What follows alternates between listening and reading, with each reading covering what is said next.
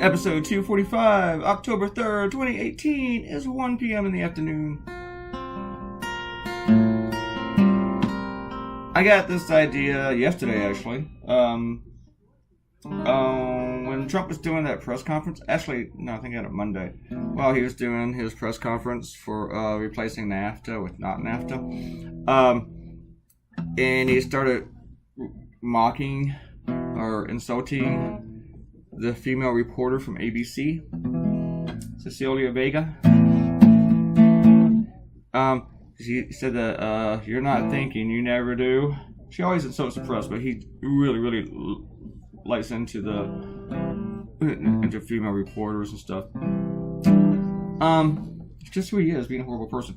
But I bet this cartoonist said, and I tweaked it, monkeyed around with it, trying to figure out exactly how I want to do the text and everything, and doctoring it up, shaping it up a little bit. And then I put it aside to do the I Like Beer cartoon. And yesterday, it went to my folder with like the 50 other ideas that are sitting in there. And there's about 7 in there that I'm actually seriously considering doing that I might get to 1, maybe. And this was among those. So last night, I was thinking about 2 other subjects. I was thinking about doing something on the not NAFTA. And I was thinking on doing something on Trump's wealth, which, with the New York Times, excellent expose. This cartoon took 2 hours and 20 minutes, by the way, before I forget that. And then I saw the pieces come in from his rally in South Haven, Mississippi. South Haven is where my son lives. So I text my son, I know you didn't go to that Trump rally, right? He was insulted. I even asked, "What?" That would be too. But I did go to a Trump rally, but I went out of pure research. I can't see my son going any place that would have like thousands of people, especially screaming, rabid, frothing at the mouth, assholes, like I would do. So, but during this rally, he just, despite saying before that Dr. Christine Ford seemed like a very nice person and she was very credible, last night he goes into her. He's mocking her. And whenever you mock her, you're mocking everybody who has survived sexual assault and has had the courage to come out and report it. He started the day by whining about how this is just a scary time to be a young man in America. And he wasn't talking about young black men, being shot in the streets from police officers.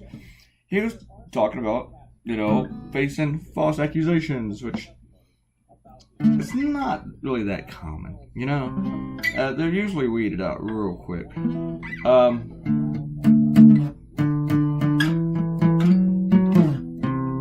So then he goes to Mississippi and he starts making fun of Dr. Ford, and he's going in about her memory, about the things that she doesn't remember, despite all the details that she did remember. And just really being a horrible person, because it is what he does. And earlier, like last week or the week before, he was talking about, well, why do these people wait 35 years to come out? What are they? Well, maybe because the most powerful man in the world might go on stage in a rally full of Mississippi hillbillies and just start mocking them and making fun of them and just tearing them apart, making them enemies. No wonder she's in hiding. This woman is in hiding because of death threats, and Donald Trump takes to the stage to tear into her. Because she had the gall to question one of his little white entitled frat boy doofuses, whatever. And, whenever I saw the clips, it was kind of late at night. It might have been like around 10. I just kind of got angry. I felt triggered. I actually felt angry. I just felt boiling, rising up in me, just like, this son of a bitch. It just disgusted me that much. And I thought, well, that changes my mission tonight of what cartoon I'm going to draw. So I went back to my folder and I said, I'm going to do this one because I like this one.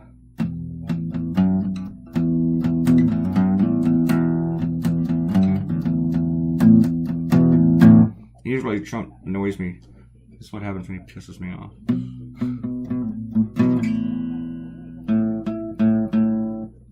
I think my next cartoon will probably be about his wealth, because I'm afraid anything I do in the FBI thing is going to get, like, knocked out real quick. And then half my clients will be able to use it. But maybe I can do the FBI thing after the FBI wraps it up. And I have a couple ideas on that, too. Which I probably won't be able to use either one. I have to come up with a brand new one.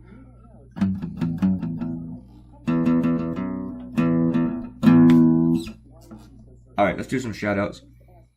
Shouty outy time, people. Robert Coutinho commented on episode 243 and he had some good things to say, but I skipped over them. Sorry, Mr. Coutinho. I hope your headaches are getting better. But I will mention the stuff that you wrote on 244. Alright, we're going to start off with Ariel, who YouTube thinks is sketchy. The reason I say that, Ariel, is because they keep making me review things that you leave. They're probably afraid someone's spam and you're trying to sell something like Amway or something. I don't know. Do they still have Amway? Anyway, oh yeah, Ariel's making fun of the group of guys I hung out with called the Bud Gang. And she's like, the Bud Gang means you like to watch flowers grow, which has been like my Kavanaugh excuse for it. I would have thought you'd have gone with the it's because we're all such good buds defense if you were defensive. I think that was like the double thing, but I totally forgot about that. Sometimes when I make the videos, I think that was the double meaning. See, that kind of proves the point I was about to make. Sometimes when I make the videos, I'm not thinking all that much. It's like I'm done thinking. I think when I'm done doing the video, I think about my next cartoon and everything. I think about food. I'm boring me. Alright. And Ariel says, I went to a lot of frat parties before I was in college. By the time I got to college, I was partied out, which is very good for my whole education, I think. I would think so, too. In fact, I was ridiculously young when I went to those parties. I gotta click read more. No one ever questioned it, though. I was friends with an alum to a frat on Rutgers campus, so we just walked on into LOL. No, they never really question young girls, you know, unless maybe they showed up and they look like they're 8 years old or something, but yeah, young girls showed up like crazy to this kind of stuff, which is why you always have to be careful. I mean, you could be a 21-year-old and talking to a 14-year-old and not realize it, and if you're drunk, I guess not care, I don't know. That was like during my time that I met my future wife, whenever I was doing all that stuff. Not the frat things, but hanging out with the Bud Gang, whatever, and junk. And we were starting to splinter off because one of us was moving away and everything. And I met my wife at his going away party. And she didn't really know him, so that was kind of funny. So things were slowing down for me a little bit. So she came along right at the perfect time. I got a bunch of hearts from her, don't know what that means. It talks being an inspiration, makes her feel smart and appreciated. Thank you. Well, you are smart and you are appreciated, Ariel. You are. Maybe not so much by YouTube, but by me, you are. And I know Akenta and Mr. Coutinho like you, so.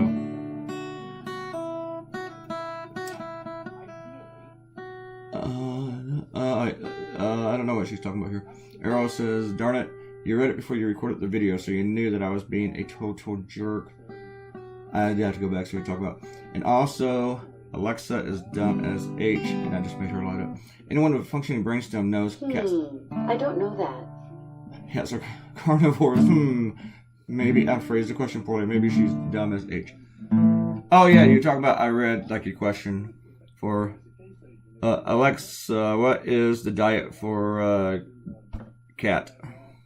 Here's something I found on Wikipedia.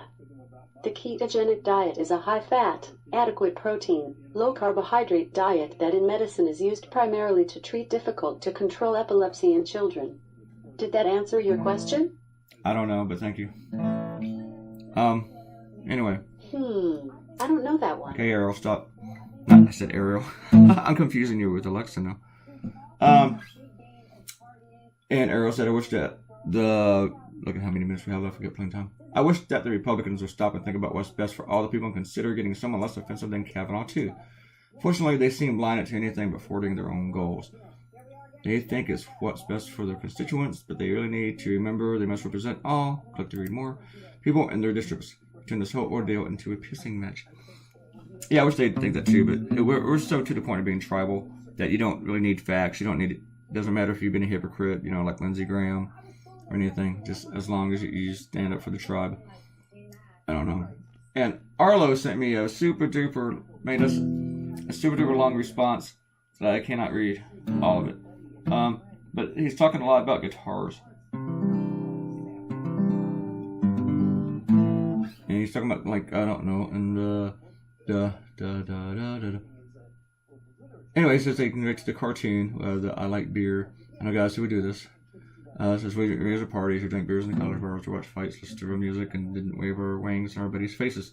I never did that. We were white trash, but no one knew it because we're all that way. I just can't relate. Alright. I went to a lot of pool parties. It was crazy, and the biggest one was where I did meet my future wife. So it's kind of sorta, I hooked up that night, kind of sorta. I mean, as in I met a girl and kissed her, but I guess it's safe to say I didn't sexually assault her since she married me. Funny story behind it though, or about it, but I gotta tell you, sometimes when you're the geek wearing swim trunks, wearing tube socks doesn't actually kill your chances. So, go. Alright. Long story. Lynn Manelli. She said it's too damn good, too damn funny. Lynn, thank you for coming in and giving us a shout out. Lynn Manelli has commented and tweeted at me and Facebooked at me maybe for a year now, maybe 2 years, Lynn. And she's always been super sweet. And I want to thank her for that. And I find she's from London, which I can't do an accent from. At least from the UK. But she doesn't live there now, so I think she snuck in over the border before Trump got there in time to stop her. Lynn, welcome aboard. Thank you for coming by. I think that's your first comment. Am I right? Am I wrong? Somebody tell me. And Robert Cotino said ALEXA answered with her not knowing, so yesterday he got Alexa, but not knowing shit in stereo. And Arrow says, I'm sorry to keep doing that to you. I'm mostly trying to mess with Clay, but it extends to you. And probably to everyone else with one of those machines, devices, that doesn't comment here. But consider that a twofer, Ariel. And Robert Coutinho says, sometimes I'm amazed at just how naive, innocent I was during high school and college. I did not drink, smoke, take drugs, fool around, etc. I was a poster child for nerds. I was playing Dungeons & Dragons in 1976, just 2 years after it was first published and sold. I had to order our D&D stuff from the manufacturers. I remember guys who played D&D. I never got into it. I was an Atari kid. Atari was my jam. I remember my friends would have like an Intellivision, remember those? And whatever else was out at that time. And we would actually debate our video game systems. This was before Nintendo. But yeah, I was in high school I wasn't that bad. I would skip days every now and then. Oops, we're done. Maybe I'll tell that story later. And, we are done. Anyway, I was a good kid in high school. It was right after high school that I just really started going stupid. Leave a comment, share this on social media, and do me a favor, click the subscribe button. Said buddy. Click a buddy too. Bye.